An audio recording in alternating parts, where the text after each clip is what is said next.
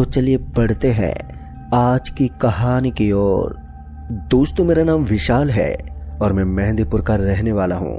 दुनिया में ना जाने कितनी अजीब अजीब बातें होती हैं जिनके ऊपर हर किसी को विश्वास ही नहीं होता, लेकिन कुछ किस्से ऐसे भी होते हैं जो वास्तव में ही सच्चाई पर आधारित होते हैं। मैंने भी अपनी लाइफ में एक ऐसा अनुभव महसूस किया है जिसे याद करते आज भी मेरे बदन में सनसनी मच जाती है।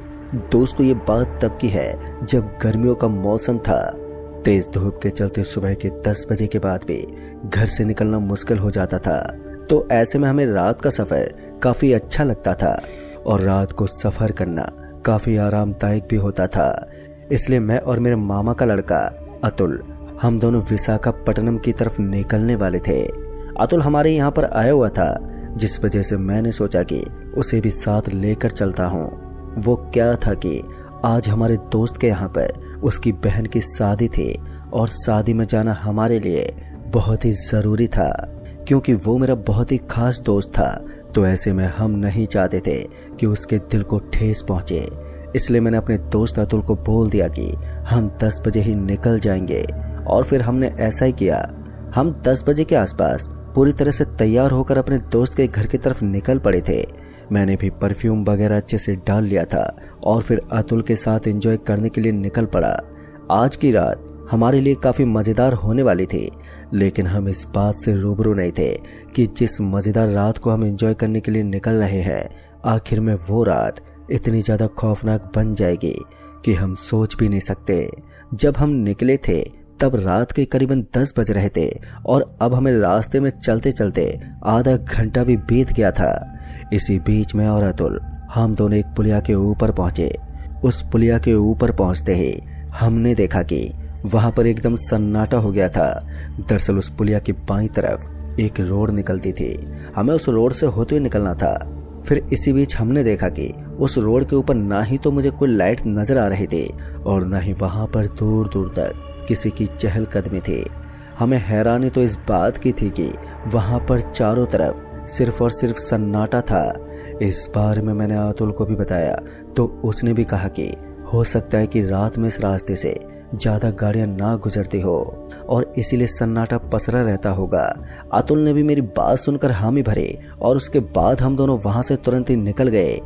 पता नहीं क्यों उस रास्ते पर ड्राइव करते हुए मुझे काफ़ी ठंड लग रही थी।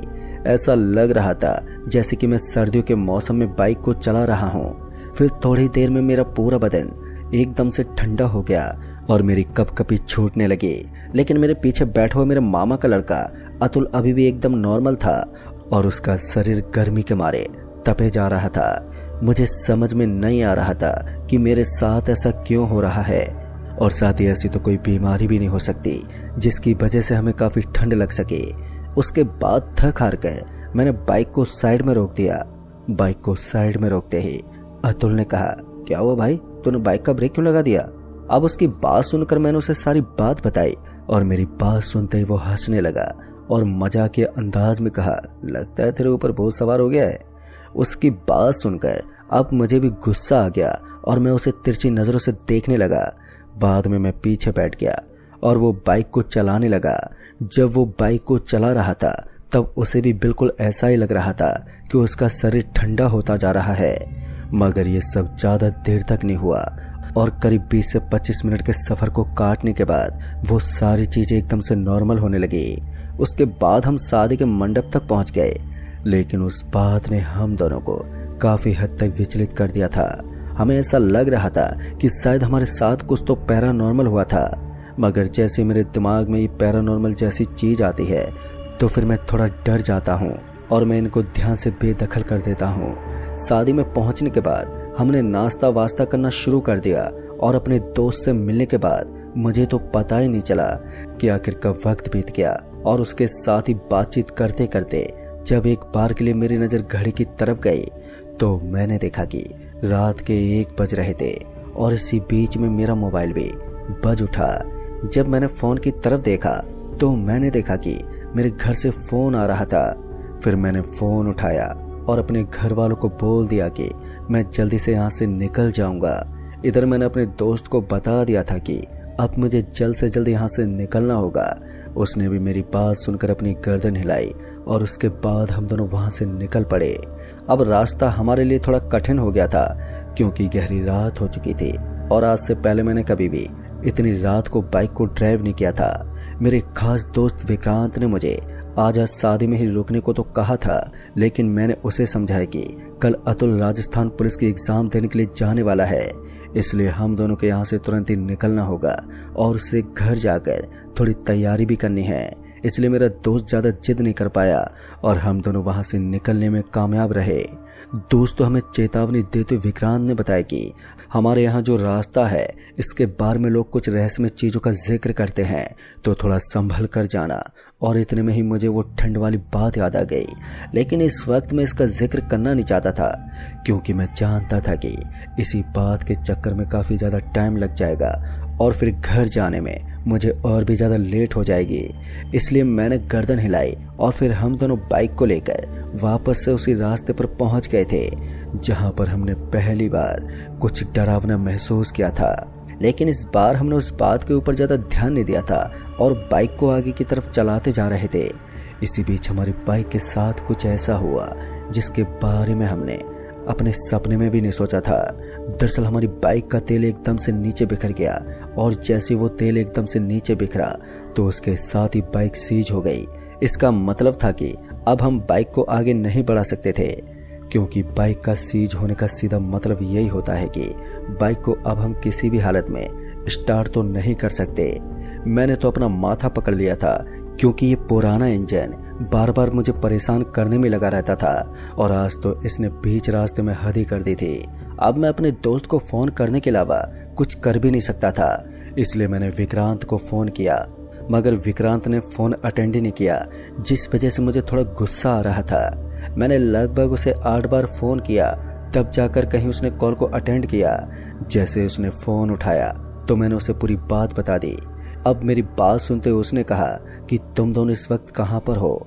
तो मैंने उसे उसी रास्ते के बारे में बताया जहाँ पर एक काले रंग का बोर्ड लगा हुआ था और उसके ऊपर लिखा हुआ था ढलोड की रोड। मेरे मुंह से ये सुनते हुए उसने ध्यान से सुनते हुए कहा, क्या क्या बोला तुमने? फिर मैंने दोबारा उसे उसी रास्ते का नाम लिया तो उसने कहा, जितना जल्दी हो सके तुम दोनों वहां से निकल जाओ, वो रास्ता ठीक नहीं है और बाइक को वहीं पर खड़ा कर दो, क्योंकि हमारी जान से कीमती हमारी बाइक नहीं होती। उसकी बात सुनते मेरे कान खड़े हो गए और उसके बाद मैंने वहां से तेज तेज चलना शुरू कर दिया।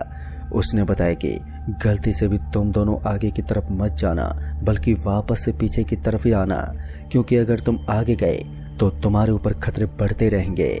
अब उसकी बात सुनते हम दोनों ने अपने कदमों को पीछे की तरफ मोड़ लिया।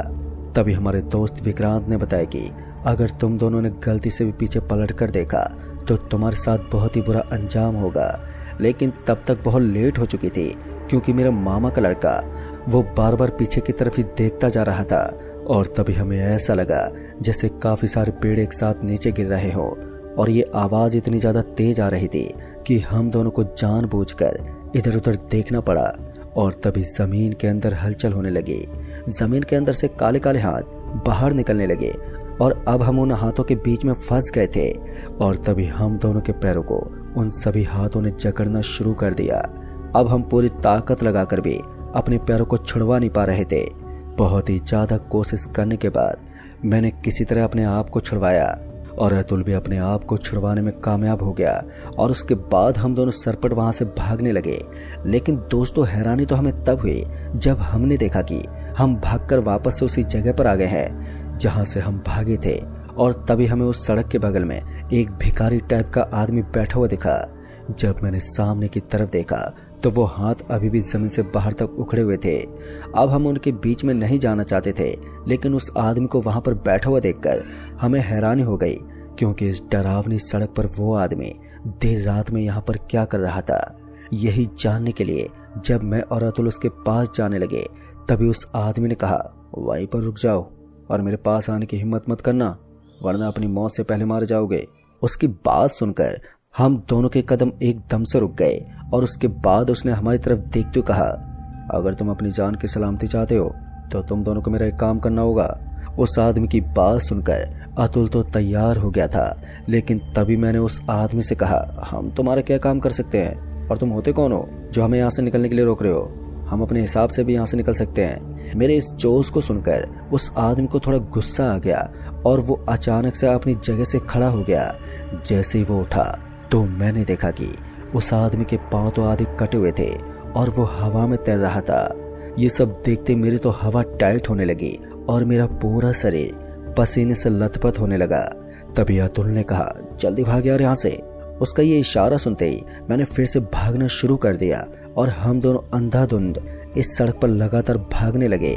मैं अपने मन में भगवान का नाम जप तो कर रहा था, लेकिन उससे कोई फायदा नहीं होने वाला था। फिर थोड़ी देर तक सरपट भागने के बाद हम दोनों को एहसास हुआ कि हम दोनों इस बार उस जगह से थोड़ा आगे आ गए थे। हमारे बगल में एक पानी का तालाब बना हुआ था और इस पानी के तालाब के अंदर हमें किसी चीज की डुबकी मारने की आवाजें आ रही थी।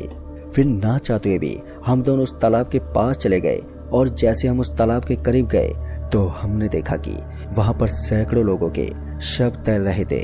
और ये सिलसिला देखकर हम दोनों की हिम्मत अब पूरी तरह से टूट गई थी, क्योंकि हम जिस तरफ भी अपने कदम बढ़ा रहे थे हमें उसी तरफ कोई ना कोई डरावना सिलसिला देखने को मिल जाता और हम दोनों बार बार पूरी तरह से डर जाते थे। तभी मेरे फोन की घंटी बजी और मैंने फोन की तरफ देखा तो विक्रांत का फोन आ रहा था। फोन उठाते मैंने उसे बताया कि हम इस समय तालाब के पास हैं। तालाब का नाम सुनकर तो उसने डरी हुई हालत में कहा, तुम दोनों माया की दुनिया में फंस चुके हो और अब हम लोग तुम लोगों को इतनी आसानी से ढूंढ भी नहीं पाएंगे। माया की दुनिया का नाम सुनते ही मैं अपना सर खुजाने लगा। तभी मेरे दोस्त विक्रांत ने बताया कि तुम लोगों ने जरूर किसी आदमी से बात की होगी। तो मैंने उसे सारी बात बताई और मेरी बात सुनते उसने कहा कि तुम लोगों को अब उस आदमी का काम करना होगा। अगर तुम उस आदमी का काम नहीं कर पाओगे तो हमेशा हमेशा के लिए उस तालाब के अंदर समा जाओगे। बस तुम्हारे पास सिर्फ 2 मिनट है। अब ये सुनते मेरी हालत पतली हो गई। तभी हमको पीछे से आवाज आई, ये जो बक्सा पड़ा है तुम लोगों को इस बक्से को लेकर एक खाई के पास जाना है और इसे उसके अंदर धकेल देना है। फिर जब मैंने देखा तो ये तो वही आदमी था। फिर मैंने उस आदमी से डरी हुई हालत में कहा, लेकिन इसमें इतना ज्यादा कठिन क्या है जिसकी वजह से तुम ये काम हमसे करवाना चाहते हो? उस आदमी ने मेरी तरफ देखते हुए कहा कि तुम लोगों को सबसे अहम बात याद रखनी है कि तुम्हें इस बक्से को खोलकर ही उस खाई के अंदर डालना है, और अगर ऐसा करते हुए तुम्हें किसी ने देख लिया तो तुम्हें उसे भी उस खाई के अंदर डालना होगा। अब ये सुनते मेरे कान खड़े हो गए, क्योंकि अब मैं किस किस को पकड़कर उस खाई में डालूं मुझे समझ में नहीं आ रहा था। फिर मैं किसी तरह उस बक्से को लेकर जाने लगा और तभी मैंने सोचा कि बक्सा हल्का होगा, लेकिन उस छोटे से बक्से में करीब 10 किलो जितना वजन था। किसी तरह मेहनत मशक्कत करके हम दोनों उस खाई के पास पहुंच गए और उस बक्से को खोलने लगे। और जैसे हमने उस बक्से को खोला तो हमने देखा कि उस बक्से के अंदर एक दिल था जो खून से लथपथ था। दोस्तों, सच में ये नज़ारा हर किसी नॉर्मल इंसान के लिए बहुत ही खौफनाक होता है। मैंने उस बक्से को वहीं छोड़ दिया और उस बक्से को वहां पर छोड़ते ही मुझे अपनी आंखों में तेज चमक महसूस होने लगी और उसके बाद मुझे ऐसा लगा जैसे मैं आसमान से नीचे गिर रहा हूँ। और जैसे मैंने अपने आजू बाजू में देखा तो मैं उसी जगह पर खड़ा था जहाँ पर कुछ देर पहले मुझे हाथ वगैरह नजर आ रहे थे, लेकिन मेरा भाई अतुल वहां पर नहीं था। और जैसे मैंने इधर उधर देखा तो मैंने पाया कि अतुल बेहोशी की हालत में नीचे गिरा हुआ था। और तभी मेरा दोस्त विक्रांत भी वहां पर पहुंच गया। फिर हम अतुल को लेकर अस्पताल में पहुंचे। तब हमें पता चला कि अतुल के दिल में बहुत ही ज्यादा प्रॉब्लम हो गई है और अगर ऐसा ही चलता रहा तो उसकी मौत हो सकती है। तभी उसके सारे परिवार वाले भी वहां पर पहुंच गए, लेकिन दोस्तों मैं अतुल को नहीं बचा पाया और अतुल की वहीं पर मौत हो गई। पर आज भी जब मैं सोचता हूँ तो मुझे याद आता है कि मैंने किसी दिल को उस खाई में फेंका था। कहीं ना कहीं वो दिल मेरे भाई अतुल का ही होगा। यही सोचकर मेरा दिमाग खराब हो जाता है। और जब मैंने ये बात अपने दोस्त विक्रांत को बताई तो उसे भी समझ में नहीं आया, क्योंकि वो भी नहीं जानता था कि उस माया की दुनिया में क्या होता है। खैर, अपने भाई का मौत का जिम्मेदार आज भी मैं खुद को ही मानता हूँ और उस दिन के बाद मैं रात में कोई भी शादी अटेंड नहीं करता हूँ। तो दोस्तों, इस कहानी में बस इतना ही। तब तक के लिए बाय एंड टेक केयर।